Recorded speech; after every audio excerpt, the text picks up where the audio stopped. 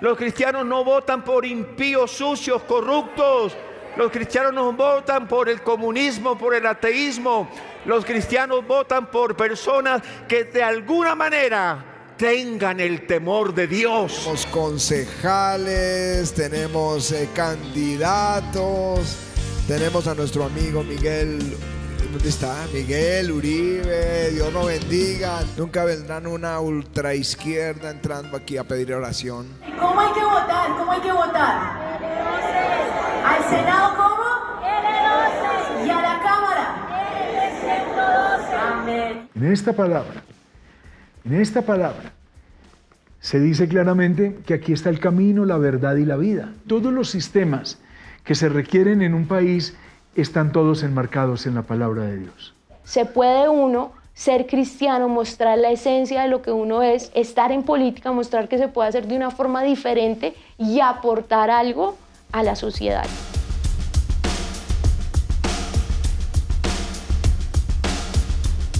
Como ha sido un fenómeno de esta última década en América Latina, la participación de los evangélicos, pues se cree que es una cosa reciente, pero no es tan reciente. Creo que sí hay un ejercicio de interpretación bíblica. Dios nos entregó el mundo para nosotros administrarlo, no es administrar solo lo espiritual, es administrar la vida pública en todas sus esferas, en lo económico, en lo político, en lo deportivo. La bendición de Dios se tiene que notar aquí en la tierra.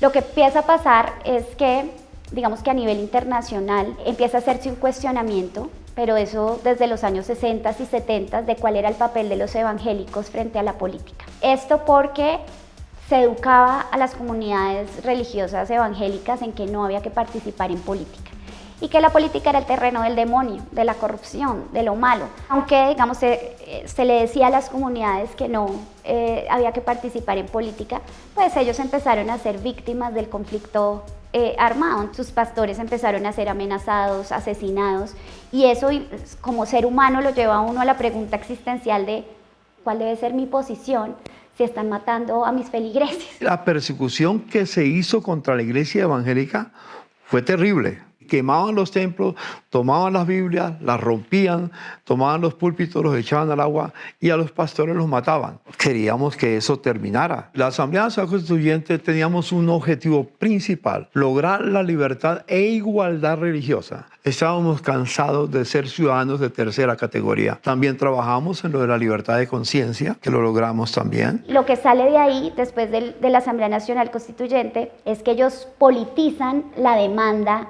de libertad e igualdad religiosa. La politizan de manera tal que logran después tener congresistas en el primer congreso post-Asamblea Nacional Constituyente y adicionalmente también logran sacar la ley de libertad religiosa. Entonces, en su momento para la Asamblea Nacional Constituyente se presentaron unidos, pero después de cara al Congreso, entonces aparece el Partido Nacional Cristiano de los castellanos y el movimiento Unión Cristiana de los pastores que forman Colombia Justa Libres. Mi mamá a los 30 años siente como de cierta forma este llamado, yo lo digo, de entrar en política. Primero toma la decisión de lanzarse a la presidencia, que es súper loco.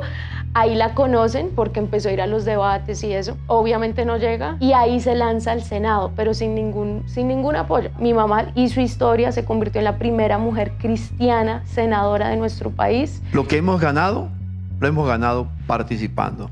Lo de la Asamblea Nacional Constituyente de 1991, nos lo ganamos, no nos lo regalaron. Nosotros lo ganamos. Para muchos, Mira es un partido político. Para mí, es mucho más. Dios fue quien lo propició y movió corazones para que se creara.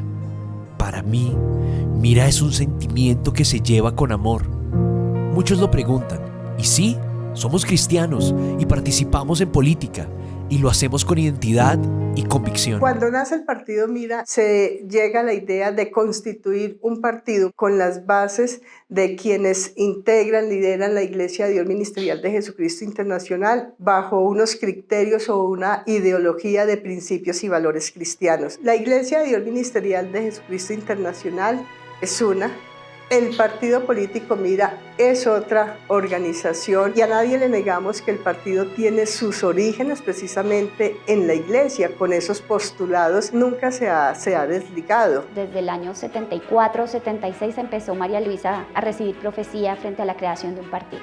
Cuando Dios les daba profecía les decía que tenían que prepararse para eso. Y entonces lo que hicieron fue que sus hijos se empezaron a preparar muy bien. Y cuando ya Alexandra Moreno Piraquive, Carlos Baena, ¿no?, estaban con cierta preparación, deciden echar a andar el partido, pero eso ya es en el año 2000, ¿no? Aunque el Mira nunca ha dejado de ser un partido que surge de la Iglesia de Dios Ministerial de Jesucristo Internacional, en algún momento se volvió autónomo de la iglesia, aunque la gente tenga la doble militancia, es decir, va a la iglesia y pertenece al partido. Lean el Salmo 25:14.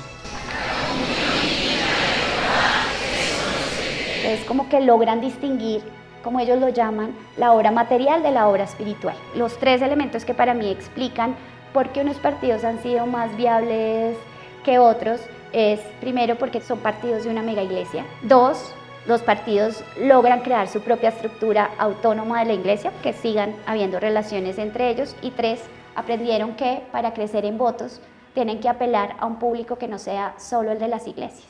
La polémica por una guía de educación sexual que incluiría la ideología de género en los colegios sigue creciendo. Familia unida jamás será vencida. Familia unida jamás será vencida. Con ella adentro vamos a votar no al plebiscito. Si sigue ella en el gobierno, no al plebiscito. Nosotros estuvimos a favor del no porque no quisiéramos que se acabara la guerra, pero nosotros sentimos que el acuerdo quedó totalmente ofuscado, comprometido, con unas definiciones de sociedad que no convenían, lo que después se denominó la ideología de género. Si creemos que trae un daño lesivo hacia la familia como núcleo principal de la sociedad en Colombia, pues lo mejor es abstenernos de apoyarlo y más bien salimos y votamos que no. Yo había participado en las marchas de Colombia, había sido uno de los impulsores de las marchas. El ministro del Interior, Juan Fernando Cristo, me llamó a su oficina y preguntarme por qué habíamos ganado nosotros. Le dije, porque ustedes se metieron con lo más querido en el pueblo colombiano, que es la familia y los hijos. Al ganar el no, el gobierno del presidente Juan Manuel Santos pide que hayan voceros de diferentes grupos que han liderado el no. Desde mi movimiento social escogieron 3 personas, entre esas estaba yo. Lo que pasa con la ideología de género es tratar de estatizar un concepto filosófico o ideológico generalizado para todas las familias. No estamos de acuerdo con el concepto de que hay sexo no binario. Para nosotros científicamente eso no tiene ninguna demostración. Entonces se conceptualizó el proceso de hacer algo que nos representaba a nosotros porque no teníamos identidad con ningún partido político. La mayoría de la gente no había participado nunca en política. Entonces así nace Colombia Justa Libres. Cuando hay una demanda que es transversal al movimiento religioso, no importan las diferencias doctrinales, no importan las diferencias entre los pastores, eso logra unificarlos de manera tal que se organizan y tienen impacto en el terreno, digamos, político electoral. En el 2016, quienes politizan la demanda de la defensa de la familia tradicional son Eduardo Cañas, John Milton Rodríguez y Héctor Pardo. Héctor Pardo y el pastor Cañas estuvieron también en la creación del movimiento Unión Cristiana. Entonces ellos son los pastores que yo digo que ya habían tenido una experiencia y después también están en el embrión de Colombia Justa Libres. Entonces digamos que dentro de mi teoría lo que lleva a crear un partido político evangélico es la politización de la demanda religiosa. Dos partidos cristianos que se unen para intentar sacar al menos 10 senadores. Nos une la niñez, la juventud y las mujeres. Nos une el amor al prójimo y la defensa de la vida, la libertad y la propiedad. Nos une la defensa de la vida, la familia y la sociedad. ¡Nos une Colombia! Los partidos políticos evangélicos para las elecciones 2022 pues se unieron, realizaron una coalición, algo también inédito. Hace 20 años las iglesias evangélicas en su mayoría no reconocían a la Iglesia de Dios Ministerial como una iglesia, sino decían que era una secta. Entonces a mí esa coalición me sorprendió. Creo que es dentro de los cálculos estratégicos dado el sistema electoral. Ellos se movieron de cara al umbral. Yo tengo muy clara la definición que la política es el arte de unir similares. No idénticos, los idénticos ya estamos unidos. Y yo encuentro con el Mira que son tantas las coincidencias, digamos que no valen la pena si existieran las diferencias. No somos politiqueros.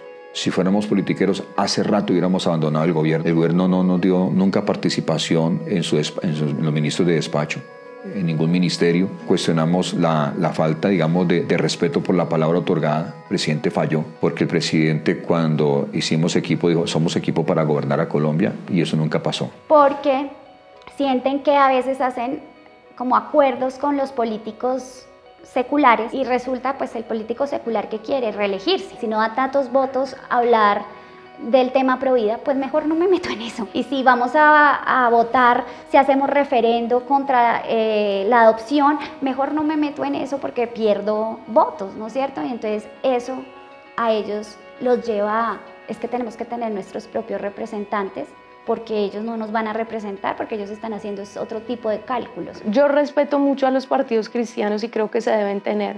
Mi visión es que no podemos encerrarnos a estar en un partido solamente. Yo tengo una visión de que ojalá los cristianos estemos en todas las partes de la sociedad, porque de pronto ese era un error que solo los cristianos, todos los cristianitos unidos en un partido, y eso era lo que no queríamos. Con una decisión histórica, despenalizar el aborto hasta la semana 24 de embarazo. Es imposible aceptar una ley contraria a la naturaleza de la vida. Por eso estamos aquí.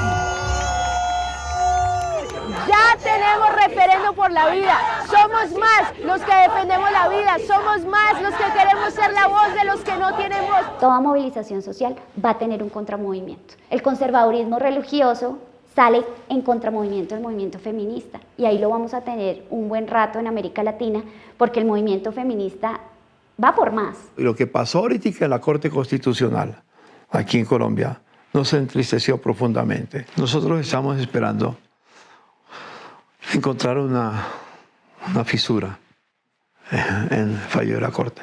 Uno lo oye en todas partes, en Argentina, en México, pero cuando ya le toca las fibras, no como que despierta, ¿no? ¿Cómo podemos en verdad darle un derecho? Hoy este bebé no tiene ningún derecho. Por más de 2 años se ha pensado cómo se puede hacer. Y la verdad, la única forma es por medio de un referendo. Ampliar un derecho que ya existe, que es el artículo 11 de la Constitución, que dice el derecho a la vida es inviolable. Y lo que queremos es que diga el derecho a la vida desde la concepción. Mire, todos los referendos aquí han fallado. Parte de la política del nuevo orden mundial es reducir la población mundial. El aborto se va a imponer en toda la tierra.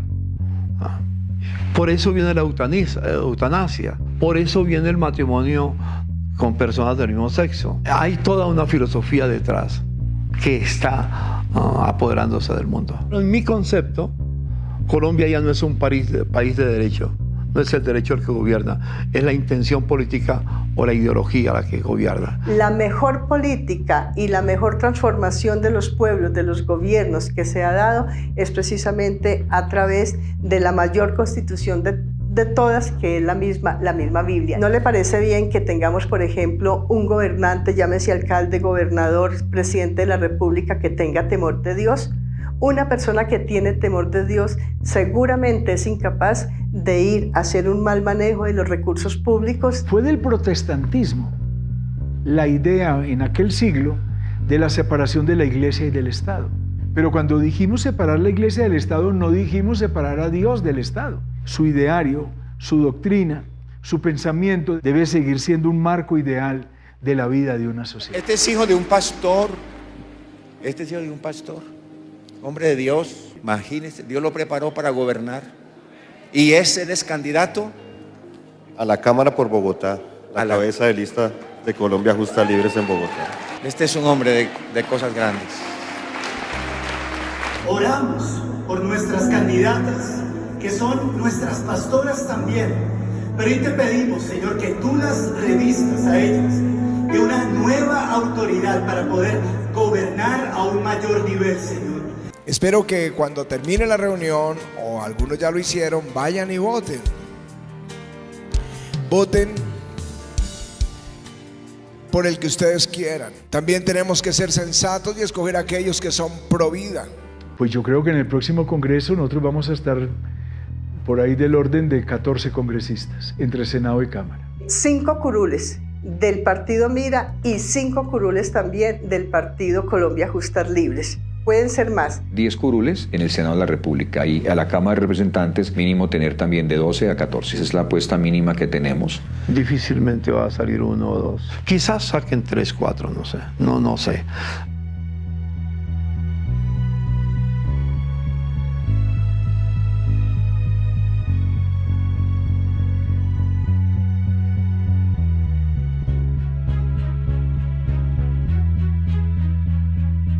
Creo que lo positivo fue que ambos superaron el umbral, pero en términos de crecimiento creo que hubo un retroceso. No alcanzaron lo que querían. El Mira solito sacó 500.000 votos hace 4 años, entonces, ¿qué pasó con esos otros votos? Es que a la gente no le gustó la coalición, es que el momento histórico en el que estamos hizo que los votantes dijeran, vamos a votar por alguien que es cercano a nosotros, pero dentro del espectro ideológico se preocupa por otras preocupaciones que yo tengo como ciudadano. Hoy en día, con un mundo tan complejo, yo creo que los creyentes tenemos la capacidad de tomar decisiones racionales y no siempre será lo que el pastor diga, sino que pasó el domingo.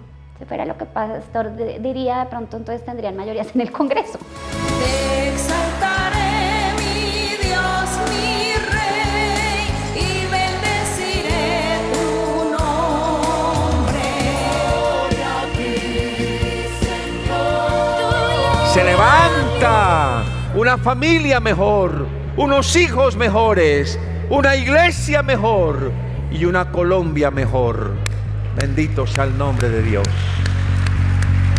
Amén.